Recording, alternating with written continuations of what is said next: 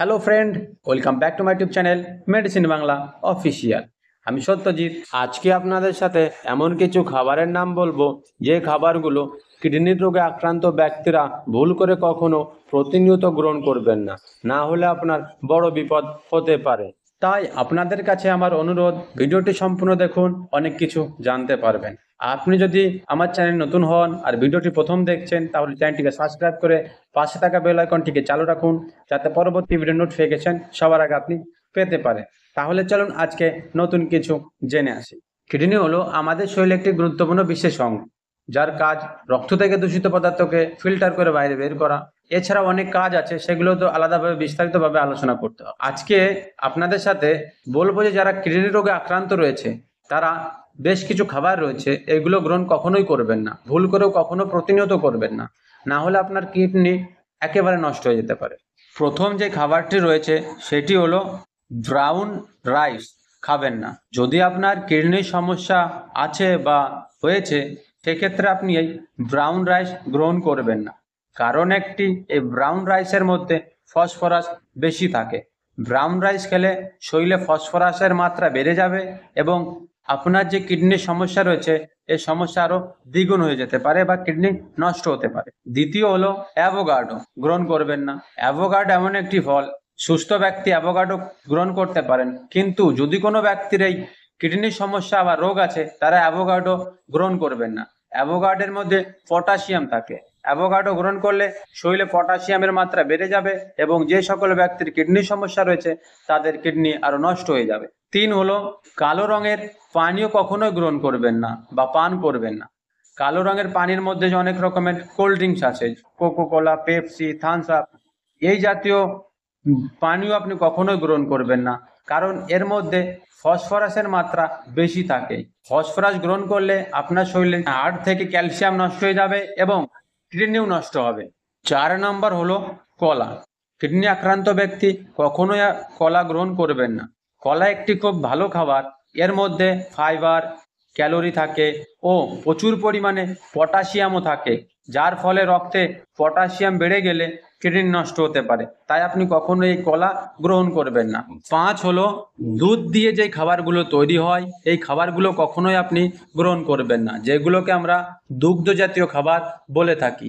দুগ্ধ জাতীয় খাবার কিডনি আক্রান্ত রোগীরা গ্রহণ করলে শরীরে পটাশিয়াম ও ফসফরাসের মাত্রা বেড়ে যাবে এবং কিডনি আপনার নষ্ট হবে। তাই আপনি কখনোই দুগ্ধ জাতীয় খাবার গ্রহণ করবেন না।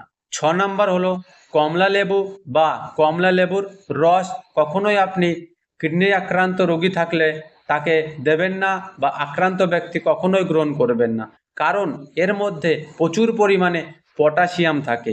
এই পটাশিয়াম কিন্তু কিডনিকে নষ্ট করে। 7 নম্বর হলো প্রসেস মিট বা প্রসেস মাংস।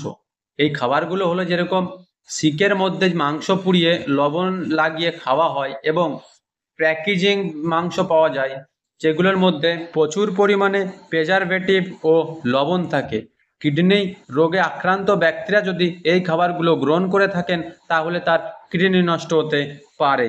8 নম্বর হলো আলু এবং মিষ্টি আলু গ্রহণ করবেন না। যদি কোনো ব্যক্তির কিডনির সমস্যা রয়েছে, তারা আলু ও মিষ্টি আলু কখনোই গ্রহণ করবেন না, কারণ এই আলুর মধ্যে প্রচুর পরিমাণে পটাশিয়াম থাকে আর মিষ্টি আলুতে তো প্রচুর পরিমাণে পটাশিয়াম থাকে। এই আলু গ্রহণ করলে আপনার কিডনি আরো নষ্ট হবে। 9 নম্বর হলো টমেটো। কিডনি রোগে আক্রান্ত ব্যক্তিরা কখনোই টমেটো গ্রহণ করবেন না। টমেটো একটু ভালো ফল, আমরা চাটনি, কাঁচা এবং পাকা অবস্থাতে খেয়ে থাকি। এই টমেটোর মধ্যে প্রচুর পরিমাণে পটাশিয়াম থাকে, যেটি কলাম কিডনিকে নষ্ট করে। তাই কিডনি রোগে আক্রান্ত ব্যক্তিরা ভুল করে কখনো টমেটো গ্রহণ করবেন না। 10 নম্বর হলো প্যাকেট জাতীয় খাবার গ্রহণ করবেন না। প্যাকেট জাতীয় খাবারগুলোর মধ্যে যেরকম চিপস, কুরকুরে, এছাড়াও অন্যান্য জিনিস পাওয়া যায়। এই খাবারগুলোর মধ্যে প্রচুর পরিমাণে সোডিয়াম থাকে। সোডিয়াম অর্থাৎ লবণ। এই লবণ কিন্তু কিডনিকে নষ্ট করে। তাই কিডনির রোগে আক্রান্ত ব্যক্তিরা ভুল করে কখনো এই প্যাকেট জাতীয় খাবার গ্রহণ করবেন না। 11 নম্বর হলো শাক খাবেন না। কিডনির রোগে আক্রান্ত ব্যক্তিরা কখনোই শাক গ্রহণ করবেন না, কারণ শাকের মধ্যে প্রচুর পরিমাণে পটাশিয়াম থাকে, যেটি কিনা কিডনিকে নষ্ট করে। তাই শাক খাওয়া চলবে না কিডনি রোগে আক্রান্ত ব্যক্তিদের। যদি মন করে মাঝে মধ্যে খেতে পারেন, তাও অল্প পরিমাণে। প্রতিনিয়ত কখনোই আপনি শাক গ্রহণ করবেন না, না হলে আপনার সমস্যা বেড়ে যেতে পারে। 12 নম্বর হলো খেজুর ও কিশমিশ খাওয়া চলবে না।